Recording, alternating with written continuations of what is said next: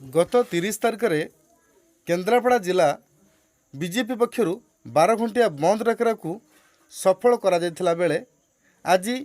गृह राष्ट्र मंत्री दिव्यशंकर को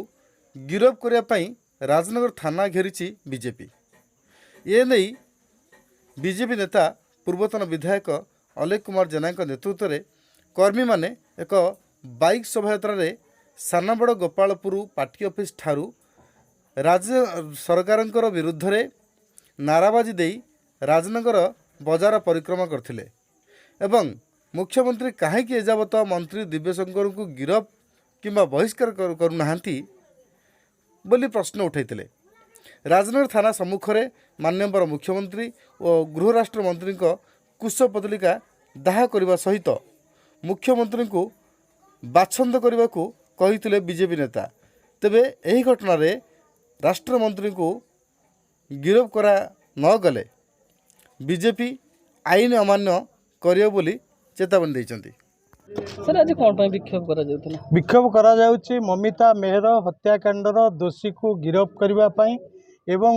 मुख्यमंत्री तांको घंट घोड़ौचंदी बोली कलाहांडीवासी को न्याय न देई ममिता को न्याय न देई बलांगीरवासी विक्षोभ करुचंदी न्याय न देई से जबरदस्तिया भाव में कलाहांडी रे प्रोग्राम करी जाउथुवारु आम भारतीय जनता पार्टी तरफ 314 ब्लॉक रे आमे आज प्रोटेस्ट करूचु मुख्यमंत्री के बाछंद करूचु एवं आईन मंत्री एवं पुलिस विभाग राष्ट्र मंत्री तांको गिरफ दाबी करिया पई दाबी करूचु एवं मुख्यमंत्री को बाछंद करिया पई आज रे कार्यक्रम थाना को आस्तुलु एतला दवा पई जो माने दोषी जो मानकर टीवी मीडिया देखुचंती तांको गिरफ करिया पई तांको विरुद्ध रे एक्शन नवा पई थाना रे मध्ये एतला दे जाय पुणी हाईकोर्ट रो निर्देश हला पुणी एबे साखी देई सारी चंती कि हत्या रे संपृक्ति संपर्क रे साखी समन हेई सारी ये प्रमाण दउची आईनी मंत्री अपराधी गृह मंत्री अपराधी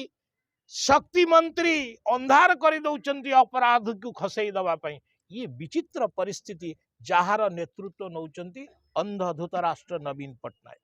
सेथि पई जो राजनगर माटी से दिन बिजू बाबू को तिलक लगे तिलक ओल्हेबार काम एबे अलेख जेना नेतृत्व रे भारतीय जनता पार्टी द्वारा राजनगर